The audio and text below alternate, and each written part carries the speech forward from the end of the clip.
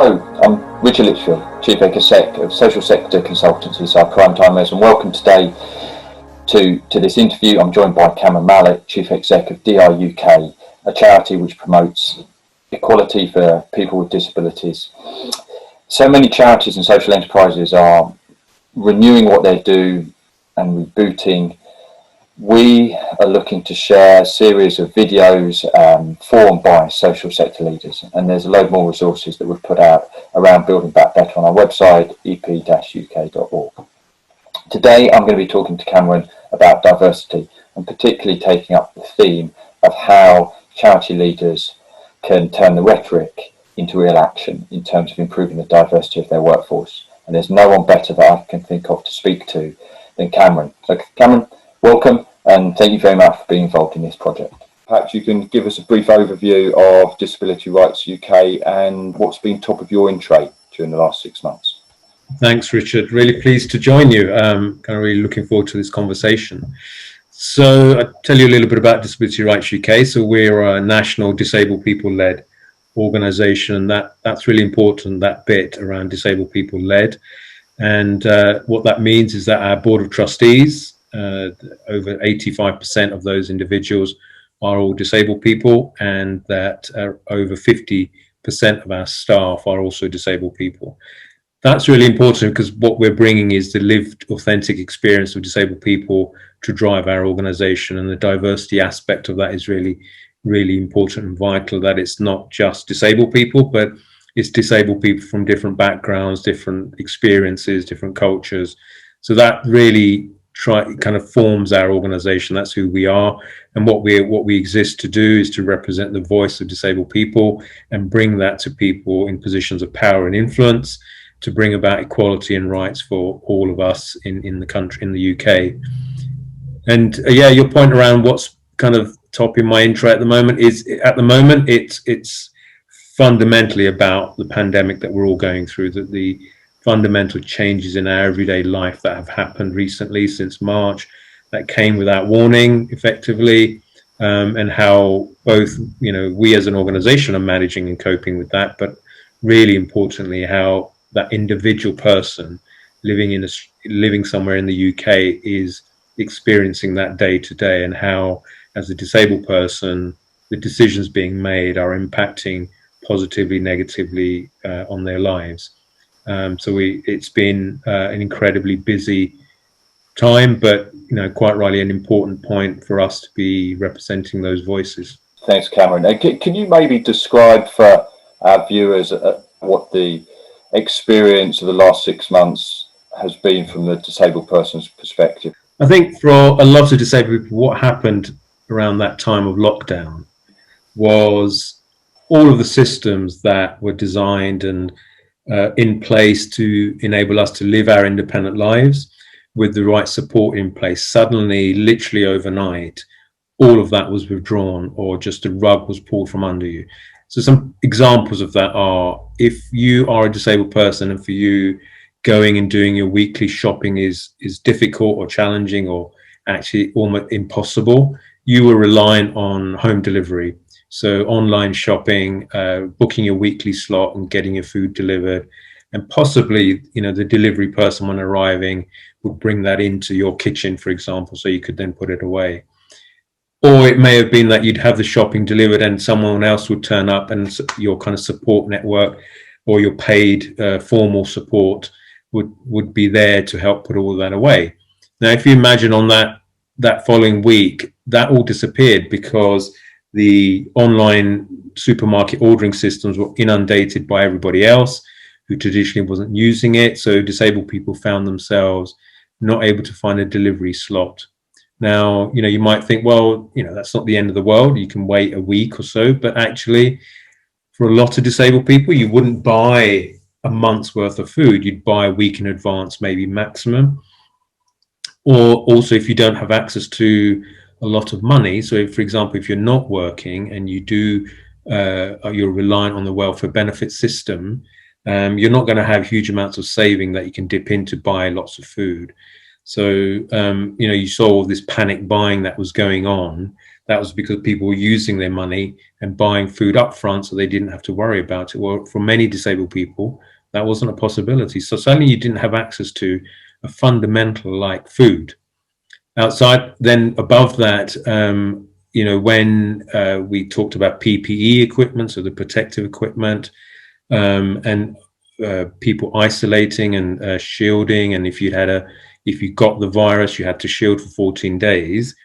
Now you yourself might get that, but if you have a support team around you, so personal assistants or carers, paid personal assistants who come in to support you in your daily activity, if suddenly they're not coming in because they're now either not being tested or they themselves are isolating, then you find yourself suddenly very isolated, and maybe your backup would have been your family and friends, and now they can't come round to support you as well. So suddenly you find yourself that all of the support mechanisms that were designed to support you have all been stopped. What we found was that the response from government was poor, very slow.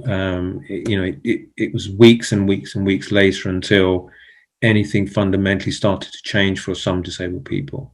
And then we had the situation where numbers of people were under the shielding category, but what the experience was that yes, you had people who were shielded, who then got things like food delivery and stuff, and there was issues with that. But actually, for a lot of disabled people, even though you weren't formally under the shielding category, people were still very nervous about catching the virus. So I always like to kind of use myself as an example. Now, I wasn't under the category of shielding, but I know because of my own health condition, I've got limited lung capacity. So obviously this is a virus that affects your breathing in your lungs. So naturally I'm thinking, well, I don't know if I would survive if I got that virus, so I should isolate myself. But then what I didn't have was access to those additional support mechanisms that were designed for people who were shielding. So you had all of this going on. At the same time, we started to hear things like government referring to disabled people as vulnerable people. So suddenly we were all vulnerable people, and disabled people were in this catch-all category of vulnerability. We had we had started to hear in around June, July time that disabled people were being sent do not resuscitate notices from their GPs.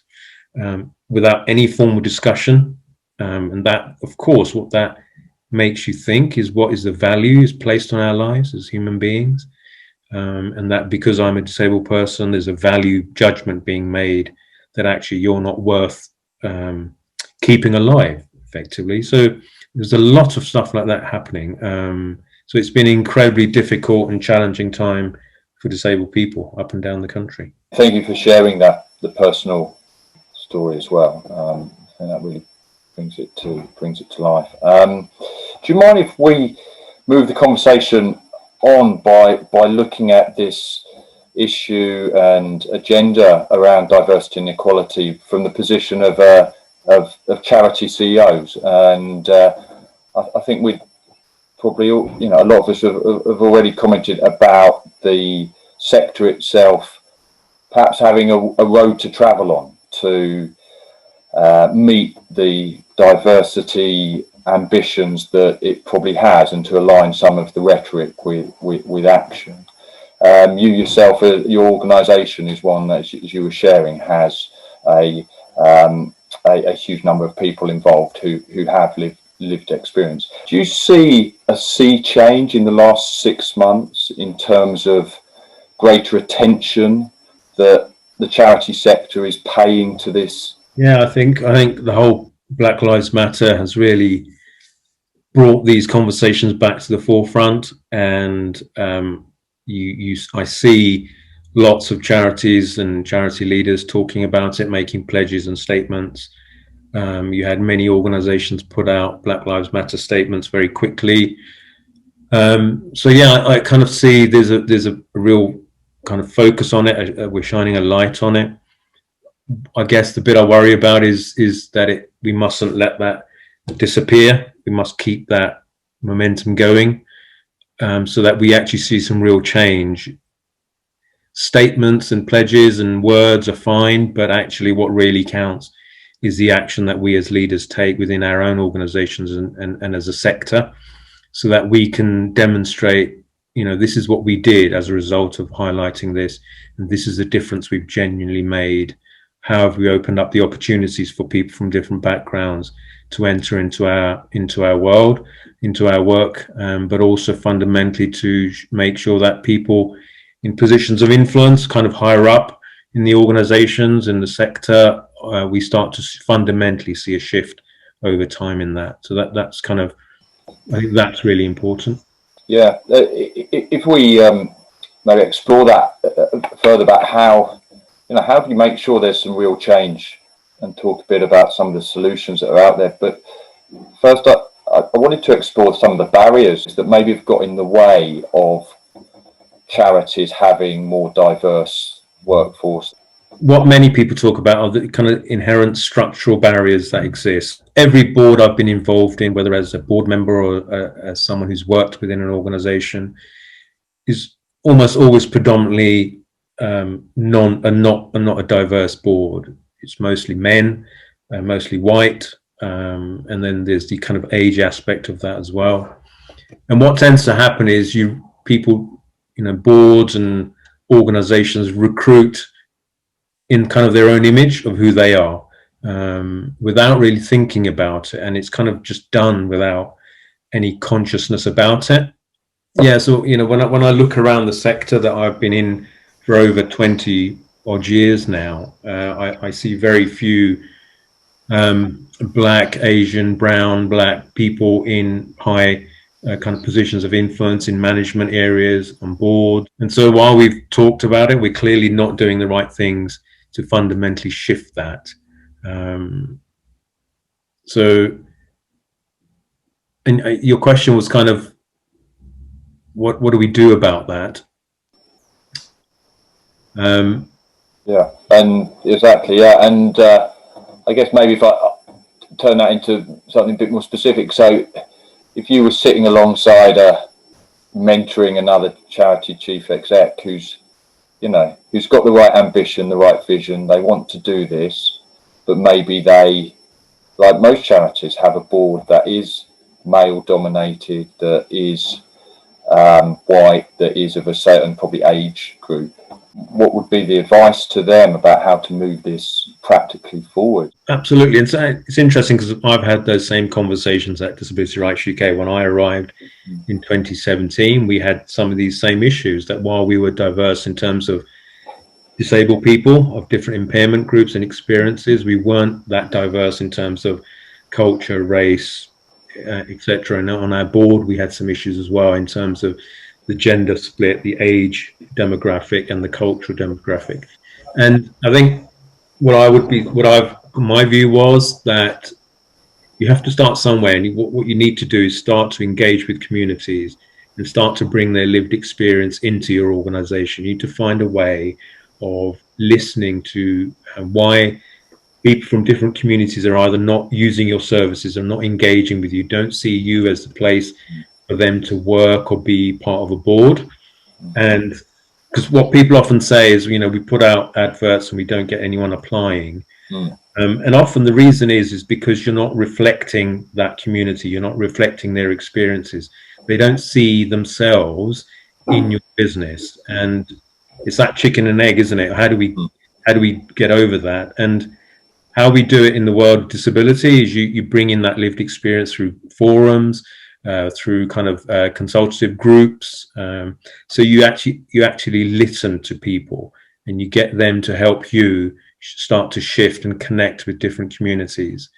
And we've done the same at Disability Rights UK. So we have a list of our ambassadors who, when I joined, were not diverse. And so what I've been doing for the last 3 years is just connecting with people of different backgrounds and just building up a relationship with them. So I get to know them, they get to know me, they know what I'm about and what my organization, what we're trying to do, and I get to hear what's some of the challenges that they're facing. And over that period, what's happened is you build those relationships, and then I brought them in as ambassadors. So they're now talking on behalf of DRUK within their communities. And it is a slow, gradual, ongoing process. It's not something you do as a one-off. It's got to be something that becomes part of your DNA almost, of your organization. It's everything that you're doing becomes diverse. And you do that by bringing in those voices. And it is, I always say, don't try and do the quick fixes, because people see through them and they're not effective and they're not the right way to do it. Have a longer term plan to do this. Don't fall into the traps of thinking about just percentages. We've met our, percentage quota of Asian or Black people on the board, so we're at the national average and that's all fine. That's really not what it's about. It's got to go much further than that. Thank you so much. I really like that point you make about connecting it to the people that you serve and the communities you serve, so that feels like that's flipping on its head a problem and a way of thinking about this, in my mind, and connecting it back to the purpose of the organization and the impact it's trying to make. We talk about in the disability world, nothing about us without us. And it's the idea that you shouldn't be talking about trying to support or serve or provide a service to disabled people if we're not involved in helping you to design and deliver that whatever it is you might be doing. I think the rules apply. If you want to be a diverse organization and you want to encourage a diverse group of people to engage with you, then you've got to bring them in to help you do it. And have you found that that's also helped you create and design better services and have better outcomes because you're speaking more directly and co-designing with people in your communities? So the idea of co-production, co-design is quite central to everything we do as an organization. I think time will tell how effective we are at being more and more diverse. I think we've done a journey already. We've got a long way to go still. So I'm certainly not saying that everything is perfect, because it isn't. We've got a way to go, but we're making the right steps. We're heading in the right direction, and I think if we're delivering a service and we have the involvement of a diverse range of voices, lived experience, connections, networks, that just makes it much better for us to then reach out to those individuals with an authentic voice. That's not kind of patronizing or being done because we feel it's the right thing to be doing, as in a tick box kind of approach. And finally, I wanted to ask you about how is it looking for the disability sector, and thoughts of what might come next in 2021? For our organizations, it's been incredibly challenging. I think kind of the ways that organizations were working and how they were structured financially, some of that has dramatically changed. Some of the opportunities that maybe organizations had to secure funding have gone or are not there at the moment. So I think it's been incredibly challenged, certainly in the disability world and kind of our disabled people led organizations. We've seen lots of the kind of smaller grassroots, really vital local organizations having to close or shut down because the money just dried up. So I think there's that risk of if these organizations disappear, the level of support and impact that they were having on individuals' lives will be gone. And while there has been some levels of kind of support coming forward from funding rounds from Big Lottery, government and other ways as well, that's been here this year. I think the real challenge will be next year is how do we build back to make sure that our organizations survive and thrive, and also fundamentally, what are the key lessons we're going to take away from this period that we've just gone through? A different way of doing things, for example. Great, thank you so much. That's all we've got time for today, but thank you again, Kamran. Always good to talk, and I wish you and the organisation the very best for the year ahead. You're doing great work. Please keep going, and I hope everyone enjoyed the the interview. If you'd like to see more resources around building back better, and particularly around how organisations can improve their diversity and other matters like this, please check out our website, www.ep-uk.org. Thank you.